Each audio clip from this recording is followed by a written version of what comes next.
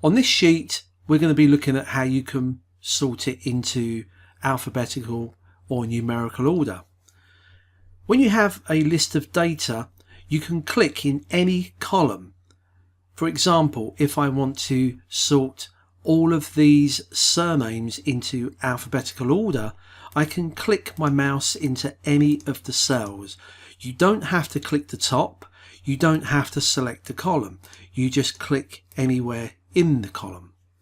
Once you're clicked in among the data, you can then, from the home ribbon over at the far right, there is a sort and filter button. If you click on that, you then have two choices: sort A to Z or Z to A. So if we do the A to Z, you'll notice it now puts it into alphabetical order, starting from A, ending in Z. If we click on a date, so for example, if I click in this column and go back to the sort and filter button, you then get a choice of oldest to newest or newest date to oldest. So if we put oldest to newest, you'll see it puts it into date order.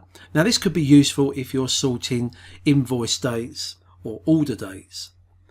So you can see it starts at 1935 and it works its way up to 1973. When you click in a column, Excel will automatically detect what's contained in that column, whether it's text, dates, time or number values.